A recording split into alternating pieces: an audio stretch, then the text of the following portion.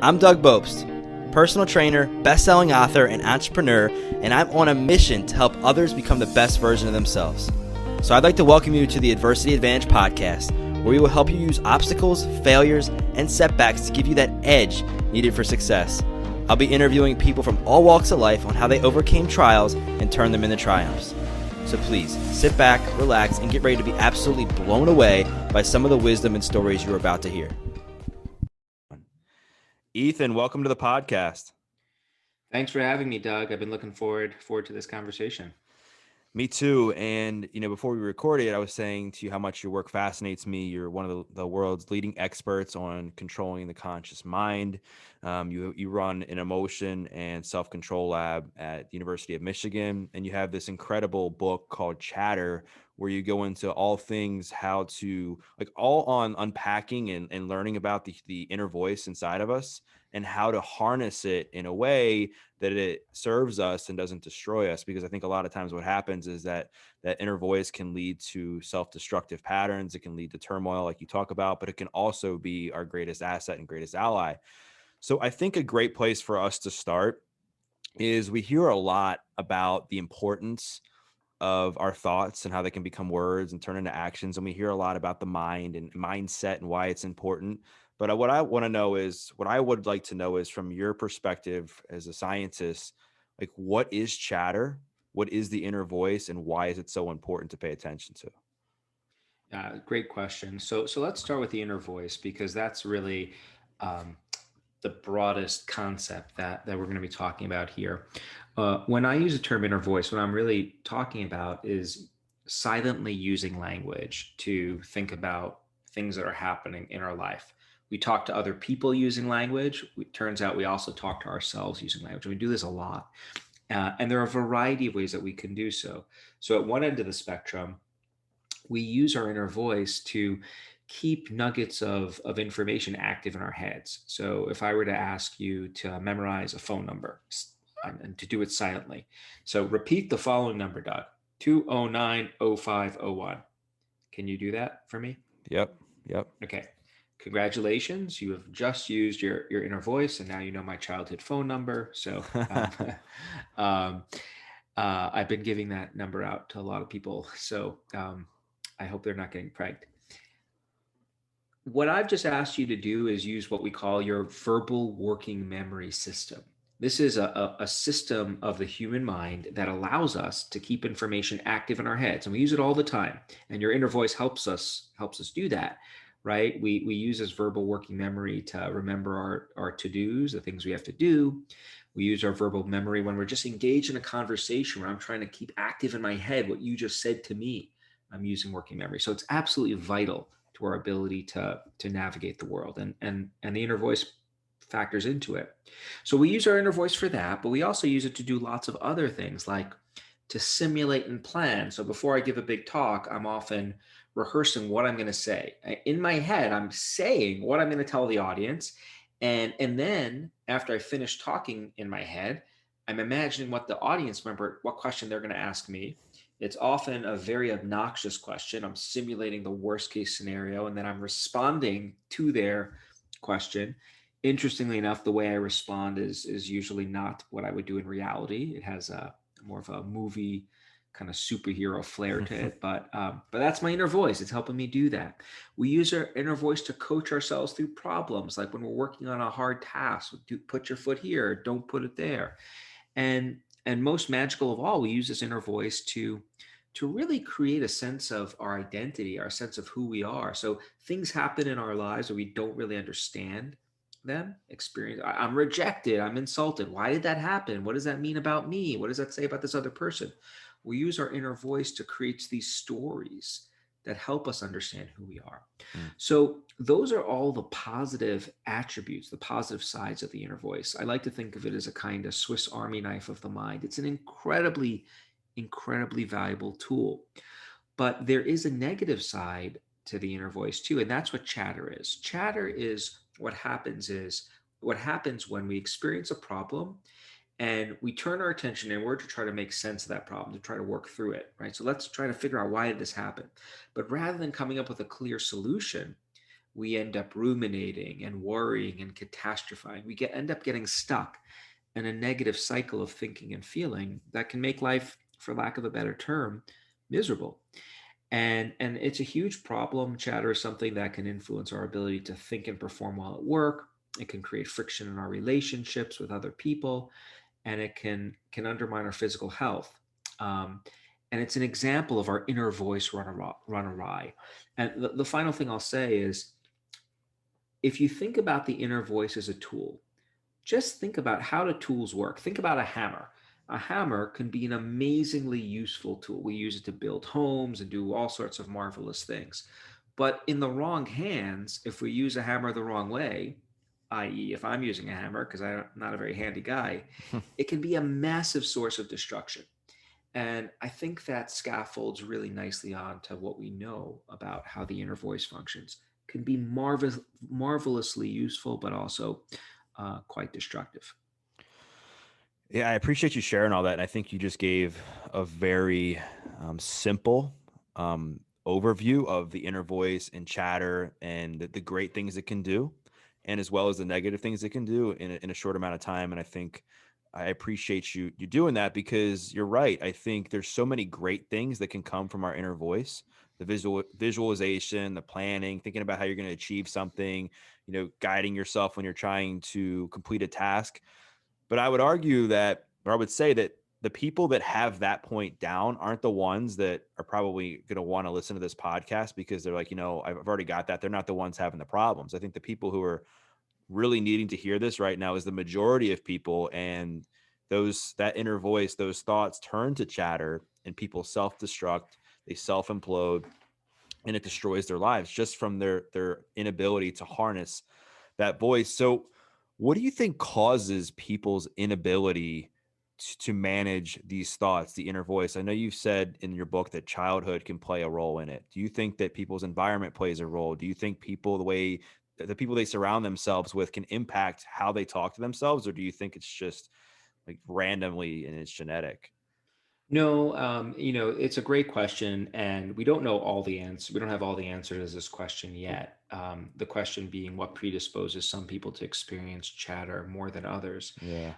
We know that there's like with most things when it comes to the mind, genes play a role, environments do as well, and those genes and environments actually they can interact. So there's some really interesting data coming out showing how being in certain kinds of environments, having certain kinds of social experiences can actually influence how our DNA is expressed. So, experiencing chronic stress, for example, living in an underprivileged area that's dangerous for a long period of time, or there are lots of ways you could get a chronic stress reaction, has been linked with and the increased expression of genes um, that have this why am I'm searching for the term here using my inner voice. Inflammation genes can turn on certain kinds of inflammation genes and turn off certain kinds of antiviral genes. Inflammation up, virus fighting genes down, not a good formula for well-being.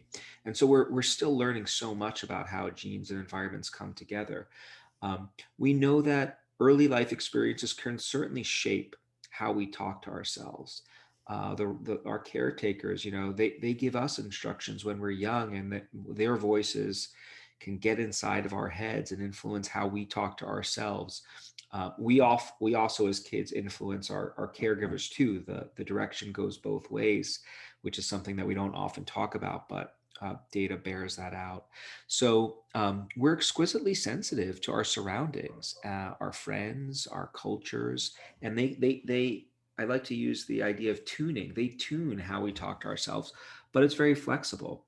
To bring it back to the demographic that you just mentioned, though, that is likely listening here, folks who are struggling with chatter. Um, there's one big message that I want to convey, which is I've met a lot of people who are struggling with chatter over the course of my career and while writing this book. And oftentimes, what I hear is this desire to just turn that voice off in my head. I don't want to hear anything. I just want silence, quiet.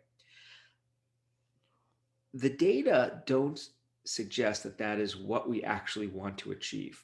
What we want to do is reduce the chatter, the negative side of the inner voice, but then allow the positive side of that inner voice to come into play. So it's really, the equation is, how can we get rid of the bad stuff, right? And that's going to feel good just because we're worrying less, we're ruminating less, we're catastrophizing less. Let's bring that down, but let's not stop there. Let's not just stop by quieting the chatter. Then let's start accentuating, let's start capitalizing on this inner voice and allowing it to do what, in a certain sense, it evolved to do, which is allow us to problem solve, innovate, and create. And so the real challenge, I think, is about harnessing this inner voice. It's not about silencing it. Yeah. I mean, I think life's a dance between being able to mitigate the negative self-talk and then embracing the positive self-talk, and like lowering and controlling and harnessing that negative is so much so that the positive can get in, and then it helps you take action towards a goal you're trying to achieve instead of focusing on the negative, and that pulls you even further away from the goal. I mean, you alluded to the example in the book of Rick Ankiel, whose self-talk served him for a long time. I mean, you don't make it to the big leagues as a pitcher without having some sense of good self-talk, right? And then it completely self-destructed him. And you see it time and time again with people. I mean, I look at it just from just the average human being. What happens when they experience a negative event? They start talking down to themselves. They say, "You're a piece of shit. You suck. Why'd you do that?" And then it goes on and on and on. And they focus so much on the problem and what happened instead of what they can do to move forward and the solution, which I know you say is the way out. I want to go back to childhood real quick while we're here, because there was something fascinating to me that you wrote about in the book, and it's something that's very like hot right now, is this notion of going back to our childhood to heal from traumatic experiences. So that, an example would be, if you had a bad childhood, there's a lot of talk right now saying you got to go back and address the root cause of the trauma. You got to go back to your childhood to move through that. But what you've said is there's not a lot of science to back that up. So what would you advise people to do instead of that? Well, there are lots of different empirically supported interventions, ranging from CBT, cognitive behavioral therapy, to different psychodynamic approaches, lots of different modalities that have been shown to be effective. Um, if the cognitive approach, which is one that I'm steeped in, according to that philosophy, um, if there's something that is recurring in awareness that's bothering you, then there are things you can do to manage it. There are coping strategies you can use to address the kinds of thoughts you're experiencing and nip them in the bud.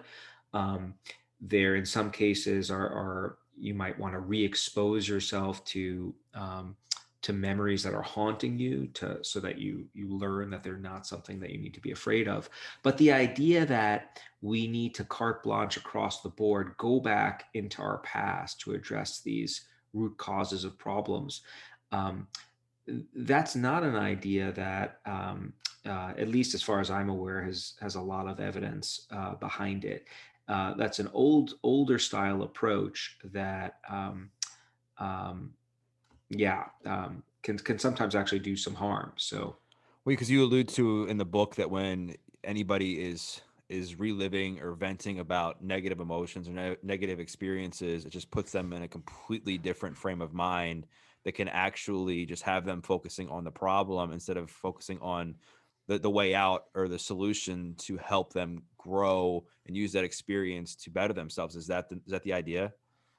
well, I mean, so the way so let's say there's something that's bothering you. What you want to do is you do want to activate that experience that's bugging you. And if it happened in the past, then you do want to go into the past to think about that event. But then you want to reframe, you want to change the way you think about the experience to improve the way you feel. Our memories of experiences are labile. They're we can change, we can augment our memories. And if a memory is causing us a lot of problems, there are ways of reframing how we think about that experience that can be quite helpful. That's different, though, than going back in time and bathing yourself in the negative experience and Mm. suggesting that everyone who's experiencing negativity needs to do that. There are moments in time where that might be appropriate, but it's not something that's a one size fits all for everyone. Yeah, got it. That makes total sense. So, I want to get into the chatter and harnessing the inner voice. And I think what I want to do is kind of take it more like step by step. Because I think that the first step, at least in my understanding, is developing some sense of awareness to know like how does one know that they're processing something instead of ruminating? How does somebody know if their inner voice is just talking to them versus chatter and they're heading down this destructive path? Is there like a time where someone spends thinking about something that you've seen that people are like, okay, now I'm in the chatter phase? Like, how does somebody know if they're actually in that chatter, those chatter moments, and so that they can take that next step to move through it in a way that's conducive for the person they want to become and get better? Yeah, so I think, first of all, I think just understanding what chatter is can be very effective. So just knowing, oh, if I'm finding myself thinking about the same thing over and over and I'm not progressing and it's causing me distress, then you know you're experiencing chatter. It really is as simple as that. And so it really is a sense of stagnation where we feel stuck. We're not finding a solution. We're not feeling better. Um, and once so step one is being able to just realize that when you're having that experience, there are things that you can do to then augment it, to change that experience, to shorten it so you don't continue down that path. One of the really troubling things with chatter is people get stuck in chatter. It's like a good intention run awry, right? We're motivated to feel better. Most people don't want to be miserable. They don't want to be anxious and Right. sad. They want to feel better, and they're focusing their attention on their feelings to try to come up with a solution to do that, to feel better. But every time they focus on the problem, it makes them feel worse. Well, let me try to figure out, well, why am I feeling so? Well, because what if this happens? What if that happens? So they're feeling bad, but they're still motivated to feel better. So what do? They keep on focusing on the problem, which keeps it alive, but they're still motivated. So they keep on pushing and pushing and pushing. That's in part why this experiencing chatter for long periods of time can be really draining. It's burdensome because you keep on, you're running on that exercise wheel, on that treadmill, and you're not getting anywhere. And so recognizing what chatter is very, very useful. And then once you have that recognition, that's when you want to start taking steps to intervene, to nip the response in the bud, so to speak. Right. So somebody started to have that inner voice kind of take over. It leads to chatter. They're ruminating. They're focusing on the problem, trying to problem solve. But what it's really doing is just distancing themselves further away from the solution because they're just so caught up in that cycle of the problem. And they think because they're thinking about it longer and longer that it's actually serving them and they're going to find a solution, and they really don't. What's the science say that's useful for when people are in these moments that they're able to kind of take a step back and move through it in a way that's going to actually move them towards a solution and not stuck in that same toxic pattern? Well, the first thing to be aware of is that there are a boatload of things that you can do. There's no single magic pill. Right. And I think it's a really important point to convey because we're often looking for magic bullets, magic pills, silver bullets, magic pills. I always confuse those two terms, Right. Right. um, but they don't exist as far as I'm aware. And instead, what we know is that we have evolved to possess a variety of tools. I think I talk about 26 or so in the book. Yeah. Um, and you don't just use one tool at a time. Many people report using combinations of tools to manage themselves. One category of tools involve doing exactly what you just hinted at, which is they help us step back from our experience. When we experience chatter, we zoom in really narrowly on the problem at hand, tunnel vision. What's the issue? And we focus so narrowly on the problem, we often can't get a broader perspective, which can often reveal alternative ways of thinking about that problem that might make us feel better. And so there are lots of things we could do when we're zoomed in too tightly to step back and think about the experience more objectively in ways that can be useful. One tool that I use a lot is something called distant self-talk. I try to give myself advice like I was giving advice to a friend or loved one, and I use language to help me do that. And what I mean by that is actually I'll coach myself through a problem using my own name. All right, Ethan, how are you going to deal with this? Here's what you're going to do.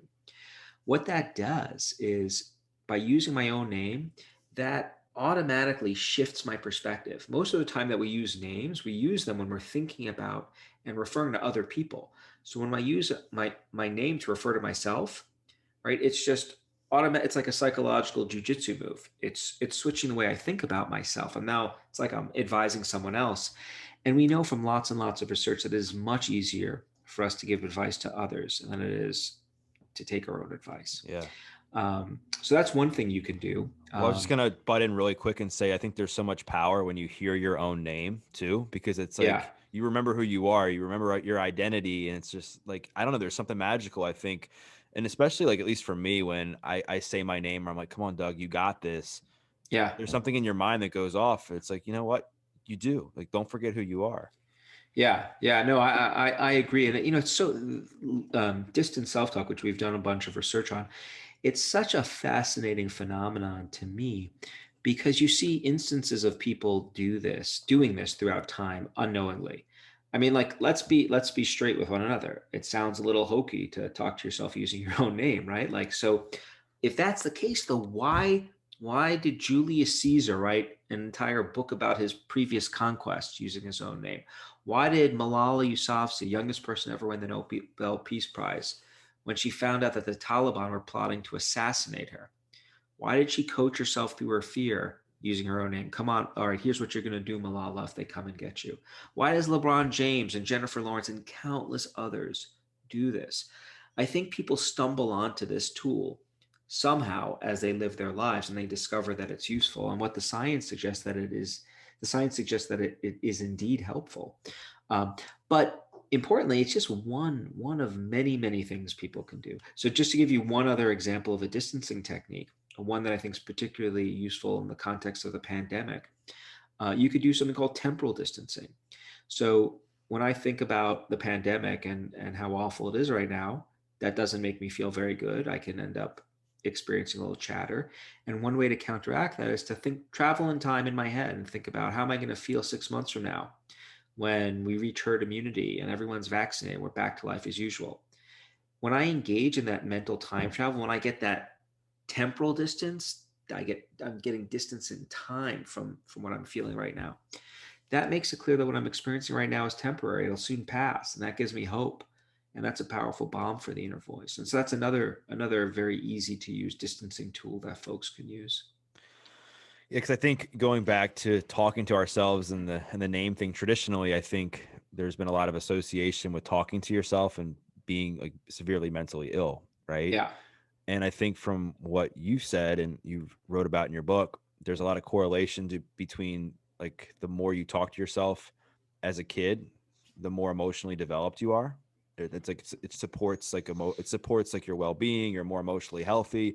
You're more likely to succeed in life. And you talk a lot about that. And going from that point to the next thing I want to talk to you about is distance seems to be something that's very common in your book. You talk about creating distance in relationships. You talk about imagining you're talking to your best friend in the situation, not yourself. You talk about having your kid envision that they're a superhero in a stressful situation to get through it and calm the mind.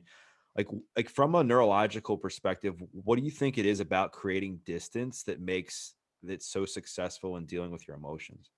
yeah, great question. Before I answer it, though, let me just weigh in on the who talks to themselves bit, Yeah, and yeah. because the associations with psychopathology, because I think it's an interesting point, and it's one that um, I want to address direct. Talking to yourself out loud and in public can be a sign of mental illness. Like we may slip into that as god damn it, I made a wrong Yeah. turn. Like we all I think that's very common. But when you're having a full-blown conversation with yourself while walking down the streets of Manhattan, that can sometimes be an indicator of something amiss. It doesn't mean that you're ill, but uh, it can be a sign. Um, but with respect to talking to ourselves silently, I would argue that we're in various ways, we're all doing that throughout our lives. And so we're engaging in that self-talk. So it's a lot more common, but it's happening silently. It's a private experience, so we're not aware of it. And one reason for writing the book was really to normalize that experience and bring it to light. Mm. With respect to why distance can often be very useful, and it certainly does characterize a lot of the tools I talk about, this ability to step back and weigh in once you're from that more distance perspective. The reason is because chatter is defined by the very opposite response, zooming in too narrowly. So we are so zoomed in, right? We're losing perspective. So the idea is that the natural antidote to that is to step back and gain some a broader perspective on the experience. So we're trying to work against directly what's driving the chatter response. What we see happening in the brain when this happens is there's a network of brain regions that become activated when we are thinking about ourselves and our problems. This is a brain network that is more active among folks who are clinically anxious or depressed than those who aren't. It's more active when you induce people in the context of experiments to ruminate about a problem. And what we find is that when you have people distance, the activation level of that network decreases, it declines, it normalizes. And so there's evidence from a lot of different levels of analysis, the brain, behavior, cognition, that these distancing tools can be useful. So once you create distance and you're in this phase of chatter, is there certain types of words somebody should be saying to themselves that can impact the brain in a way that's positive versus negative? Like, do words matter in these situations, or is it just the distance that matters? Well, so once you distance, step back, there are lots of things you can do once you step back. Um, in the studies that I talk about in the book, people step back with a particular goal in mind, a particular mindset, which is to try to work through their problems. We focus on those kinds of mindsets or motivations because I think that's what gets people stuck in rumination or chatter to begin with, right? They're trying to make sense of these, they're trying to feel better, but they're not able to accomplish those goals. So what we do is we maintain that motivation where people step back and then ask them, okay, now try to make sense of this experience, work through it, come up with a solution. You can imagine asking a person to distance and then do other things like let's step back and avoid thinking about the problem altogether. That wouldn't be a good thing. I think that would be probably harmful and counterproductive because you would be ignoring the problem. And we know avoidance can be bad. You could distance yourself to become completely unemotional about something. And that might be bad too, right? Lead us to do things that maybe are unethical. So we're talking about distancing in a very particular context, in a particular way to help people feel better. Yeah, I think from what I'm getting from you is the idea is that once you're in this phase of chatter, you're ruminating, you're heightened, you're anxious, you're stressed, whatever it is, to bring that down, mitigate that, distance yourself, and then figure out like a plan B of how you're going to move towards a solution and not stay in that moment. And I think one of the other examples you use is being distracted. You talked about like when you're experiencing chatter, you're stuck on something, you'll go do the dishes. And I think it helps you to kind of practice the pause, if you will. Take some time, let your mind go where it's intended to, focus on something else, and then move back to it. But I think it can have a double-edged sword, because I think what happens when people become distracted is they become more distracted. They end up forgetting what it is that they need to focus on or do to begin with. So what advice do you have for someone who, like, say they're heightened? We see this all the time. They get into a fight with their partner and their emotions are elevated, and they want to go do something to get their mind off the situation. So they go for a walk, they go do their dishes or something. What advice do you have for someone to be able to not only get through those emotions in a healthy way, but to make sure they're coming back to the task at hand and addressing the problem? Yeah. Great questions. Distraction itself, I would say, tends to not be on its own effective for precisely the reasons you're describing. So, Right. let's say I'm rejected by someone and I go to the movies. In a previous universe, you could go to the movies to get your mind off something. So let's say I go to the movies and it's a really good movie. I feel better temporarily, but then I get out of the movie theater and I'm reminded of the experience and all the negative emotions come back. So distraction on its own tends to not be so productive. It's a form of avoidance. What distancing does that's useful is it's getting you to step back in order to then move forward. It's like stepping back to move forward. You're Mm, stepping back so that you could then weigh in more objectively without getting stuck and miring the problem. We're often really good at weighing in on other people's problems. Like I think many of us do this all the time. Friends come to us with problems. We give them our advice and we move on. And the idea is, how can you help yourself? In how can you do that for yourself, right? How can you deal with the situations, the curveballs that life throws at us? You take the pitch, you deal with it, you strike out or you hit it, but either way, you move on, because getting stuck, replaying that sequence over and over doesn't help. Now, you mentioned other things that people can do that are effective, like going for a walk in nature, cleaning the dishes. Um, I'd argue that those aren't just distractions, but the reason that those are effective, and I talk about this in the book, is they activate other chatter fighting pathways. So take doing the dishes. Um, I'm not the neatest guy by any means, but when I'm experiencing a blip of chatter, I will do something odd and out of character for me, which is I will tidy up my office and I will do the dishes and scrub down the island. And what's happening there, and I should say, like, that helps me feel better. It helps me right. deal with the chatter. Um, when we're experiencing chatter, we often feel like we don't have control of our thoughts. They're running the show, these things in our head, not us, right? And they're causing us to feel upset.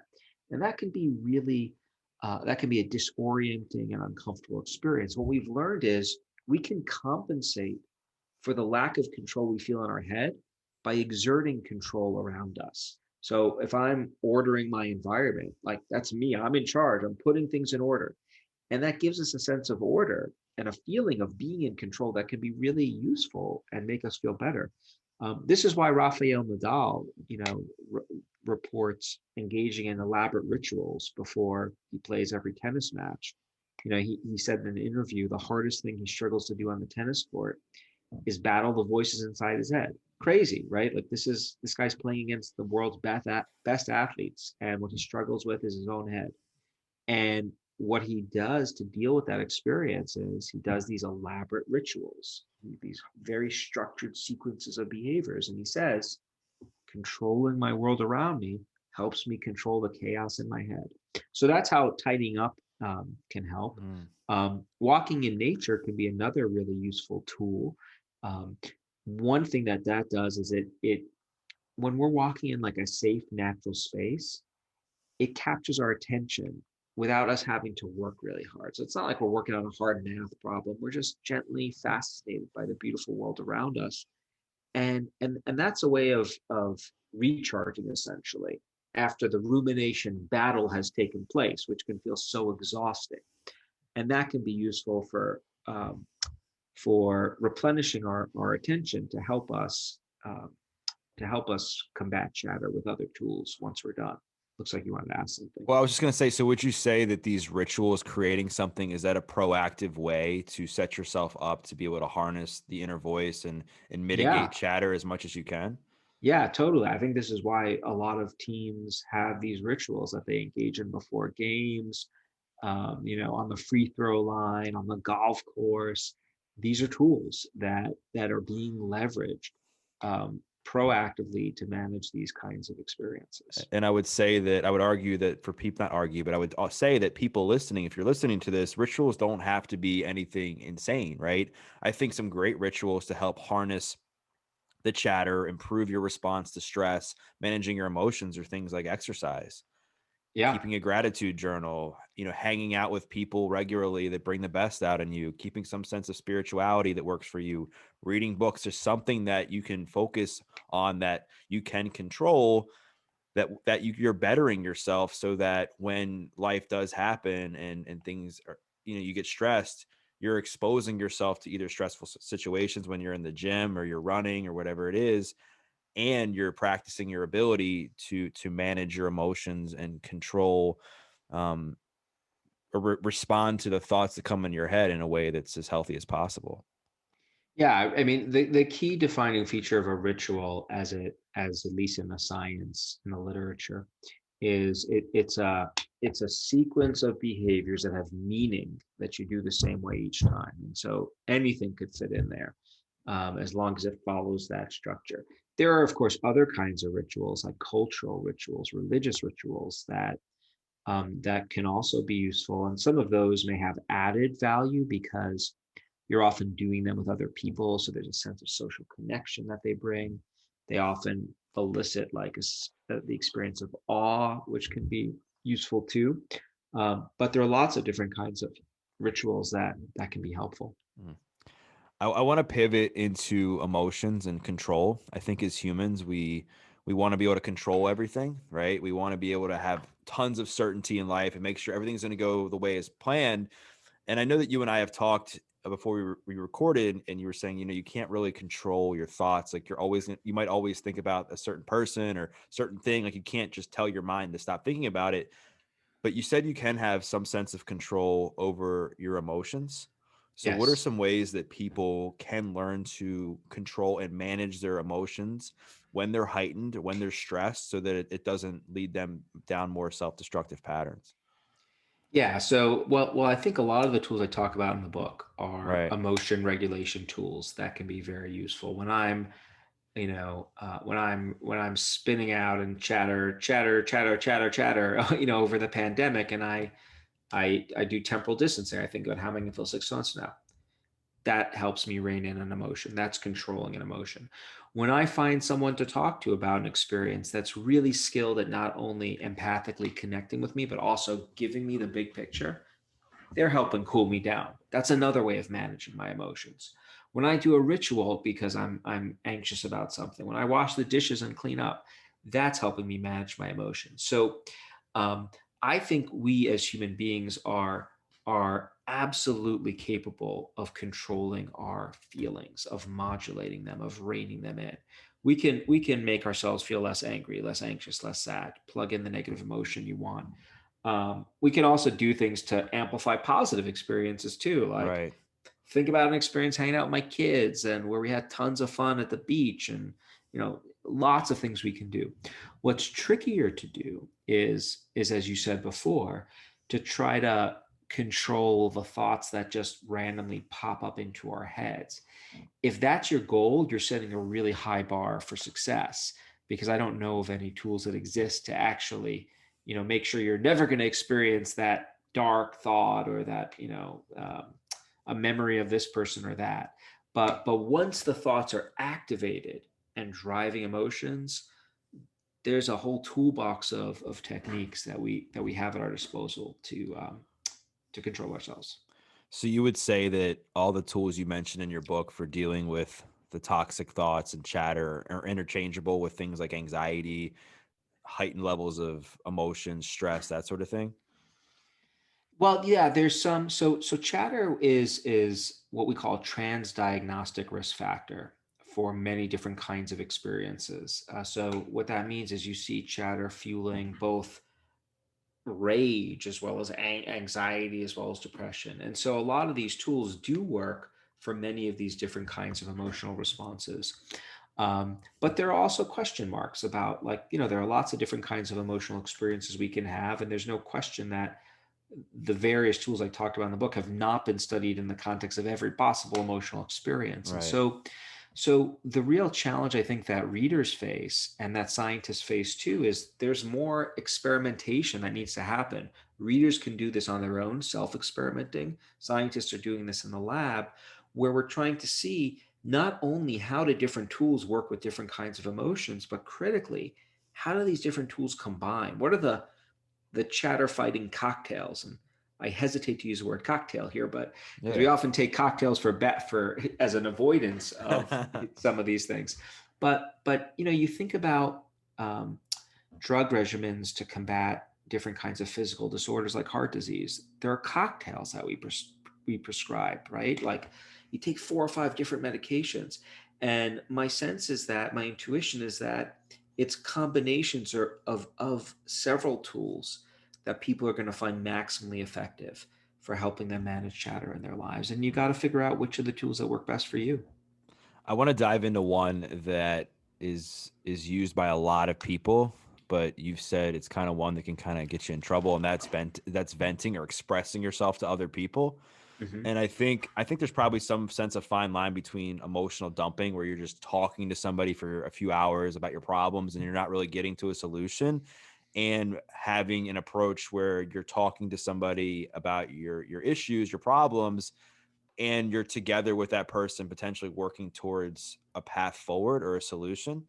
Yeah, So what are some ways that people can express themselves in a healthy way? Because I think it's still important to talk to totally. somebody when you're struggling, and make sure that they're not leading down that path of just emotional dumping or venting and not getting towards a solution. Yeah, so we often hear that venting is the route to feeling better about chatter provoking events, and there's been a lot of studies that look at this over the years, and the data don't support that. So if you and let's say you and I are now buds, I have a problem, I call you up, and I just unload.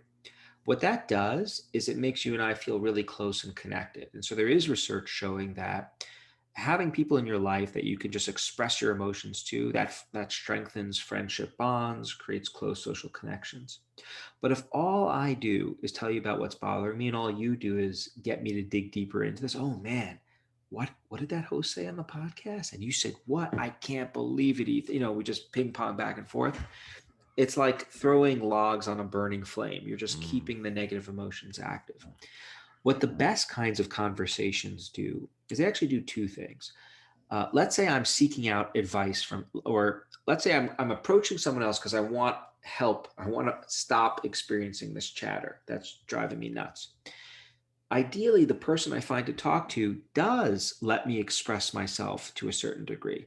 It feels good to know that there's someone there who cares enough about me to listen, to validate my experience. And the other person needs to, of course, learn about what I went through to be able to help.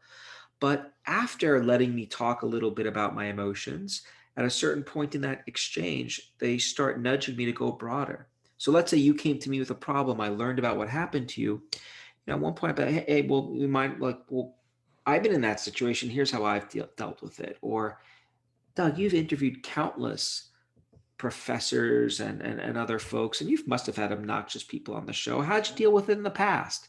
And how long did it bother you? So what I'm doing there is I'm trying to nudge you to broaden your perspective, Mm. to try to help you manage the chatter. So I'm not only letting you express, but I'm also trying to be that perspective broadener. And so it's folks that can do both of those things, that can both let you talk a little bit about what you're feeling. So they do let you express, but then they try to help you problem solve and shift your perspective. That's the route for effective social support when it comes to chatter. It's not venting alone.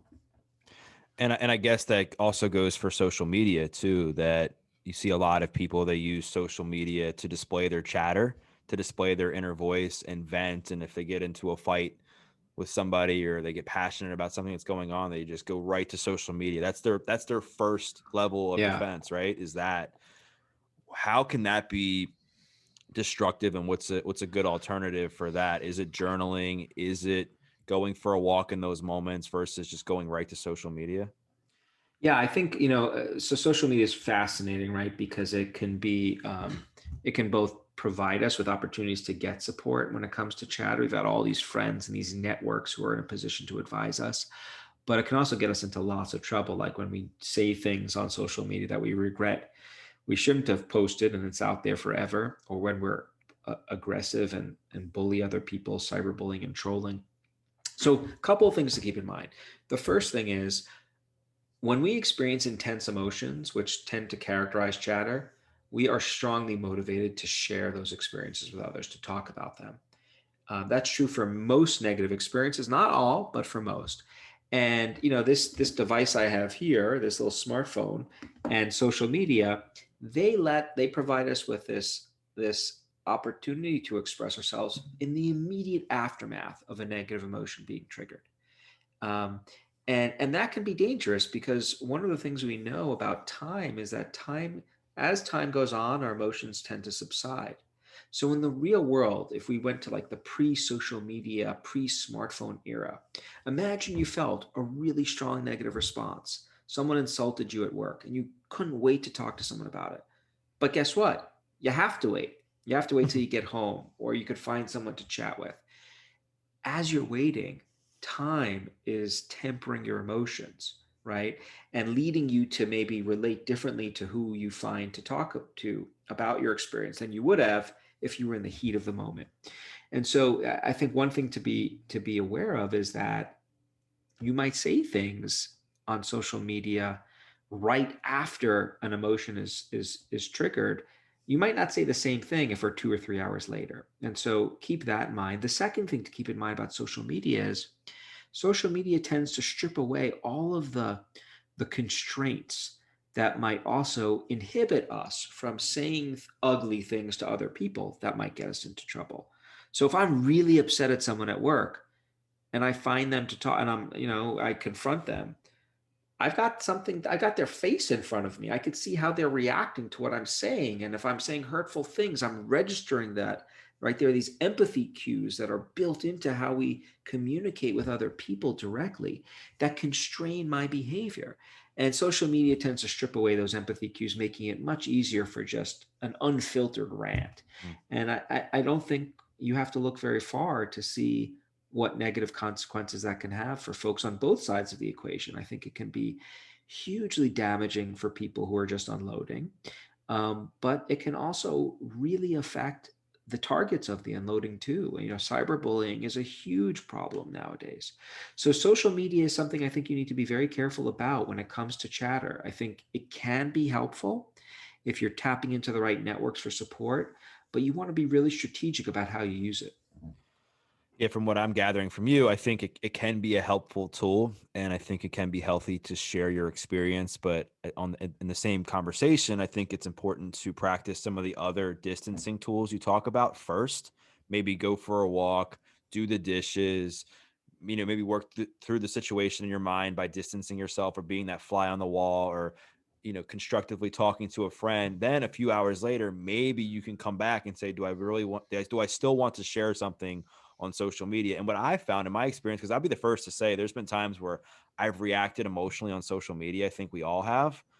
But what I found is that when I waited and distanced myself and just either did something else or just moved on to another task and came back to it, I was like, you know what? I don't even really care anymore. Exactly. I've moved through it. I've gotten through it. And I think Exactly. and so we've talked a number of times so far in our conversation about the importance of creating distance and time to manage emotions, manage your thoughts, kind of mitigate the chatter. And one of the other things that I'm so glad you talked about was this notion of time traveling, because my tagline for my life is remembering how far you've come, not how far you have to go.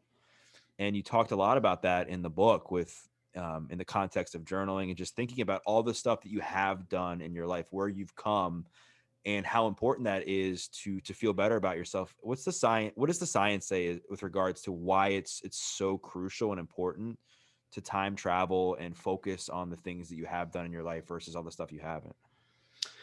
Well, time travel is a really interesting topic, and I think we're living through a moment in time where time travel is somewhat out of fashion in the sense that we're often told to like be in the moment now as much as Yeah. possible.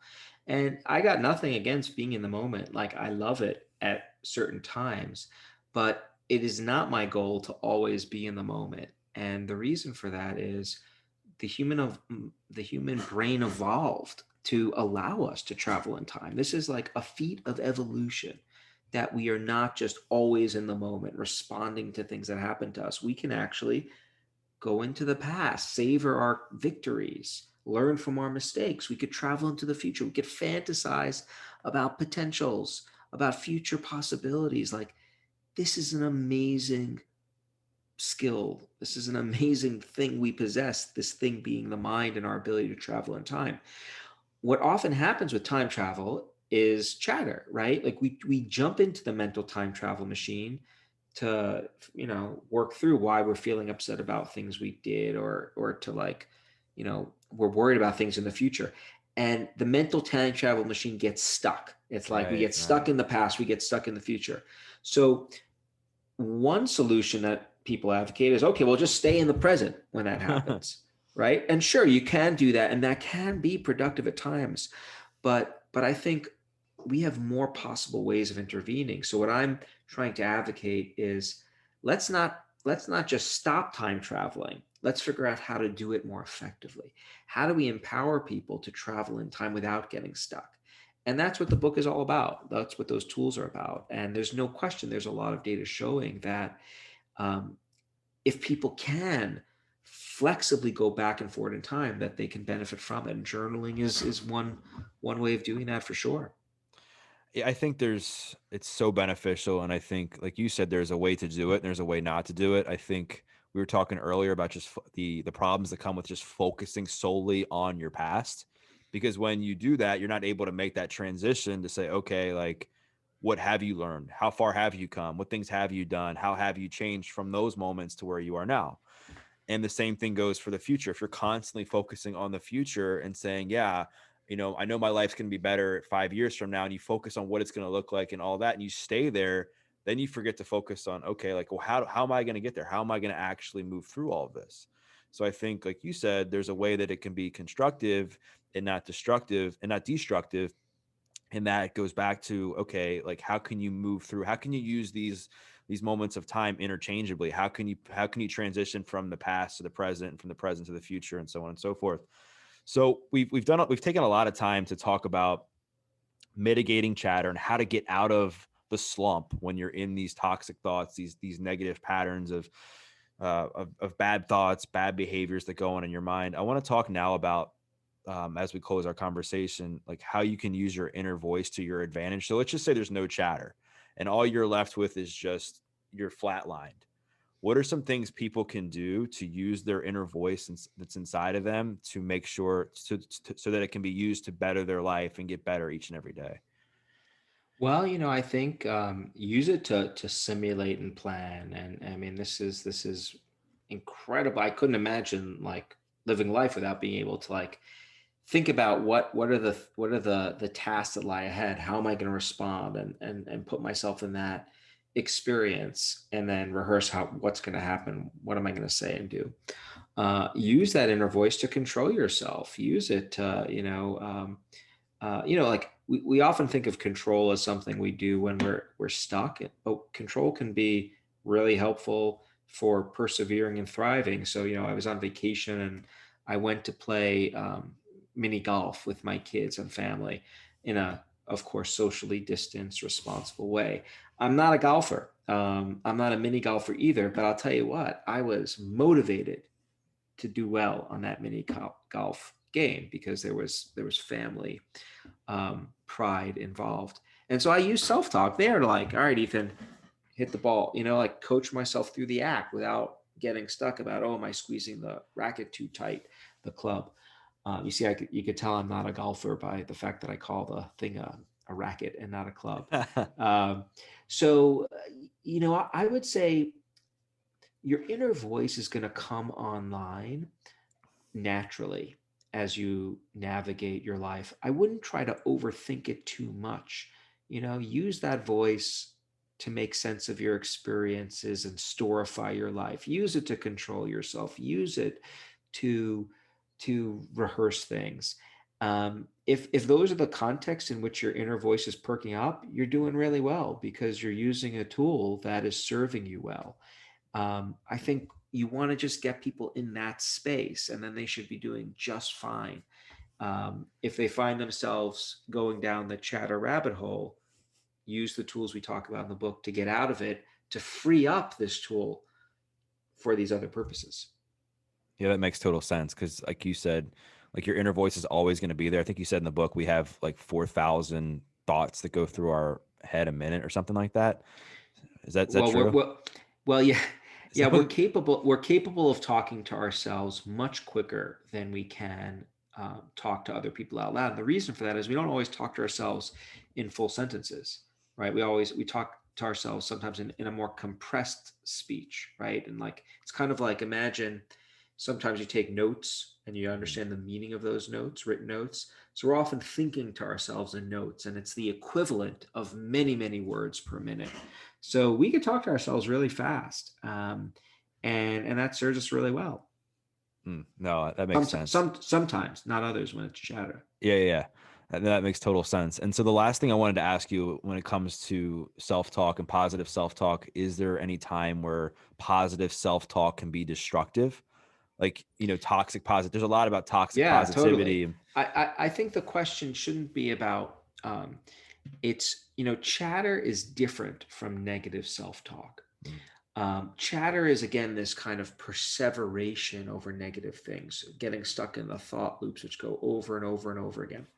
Uh, uh, uh, Negativity in small doses is I like to call it elegantly adaptive. We evolved to experience negative emotions for a reason. It serves a function. Like when I put my hand on the stove and get burned, I pull my hand away. Really useful to be able to experience pain. Same thing for anxiety, right? Like experiencing a little dose of anxiety when I remember I have to do something a week from now, that motivates me to prepare for that activity. Very, very helpful. We would not want to live a life without any negativity. So I think when you hear people say you just want only positive self-talk, only positive feelings, that's not a formula, I don't think, for a successful life, because without the negative stuff, we really can't thrive and persevere. What we need to figure out how to do is experience negative emotions, though, without getting stuck in them. And that's what the book is all about. Awesome. I'm glad you said that because I think there's some people that they just want their life to be positive all the time, and in real number one, it's not realistic, and it's from the negative experiences we have in life that how we learn, we grow, we develop resilience, we develop our perseverance muscles, and we become better human beings as a result of it. Right? We didn't get to where we are today as human beings without experiencing hardship in our lives, without experiencing Exactly right. setbacks, and we need that to be able to grow stronger. I mean, what's it called, like hormesis, is that the right term, where you challenge yourself and you stress yourself in order to become stronger mentally, physically, and emotionally. So Ethan, this has been awesome. I've learned a lot in our conversation. I got a lot out of your book. I think people are going to get a lot out of our conversation. They're going to learn to mitigate the voice in their head as best as they can so that it doesn't lead to more destructive patterns, more destructive behaviors and decisions, and they can use this to better their relationships with themselves, with other people, and the way they live their life. So if people want to learn more about you, I know your book's available wherever books are sold and you're on social media. Where can people find out more about you if they want to connect with you? They could go to my website, www.ethankross.com. It's Cross with a K, Kross. And they can learn about me, the book. They could take a quiz to see how well they know their inner voice, and lots of other fun stuff. Awesome. I invite people to take that quiz because um, I think you'll learn a lot. I took it. I got some questions wrong, so which meant that I had some work to do and reading more in the book to learn like more about the inner voice and how to use it and what the truths are about it. And I encourage people to not only follow Ethan and check out his website, buy his book. It's fascinating. It's filled with not only a bunch of science that's easy to understand, but different tactics and tools that you can implement right now to better yourself and change the way that you handle stress, to change the way that you handle your emotions and the chatter inside of you.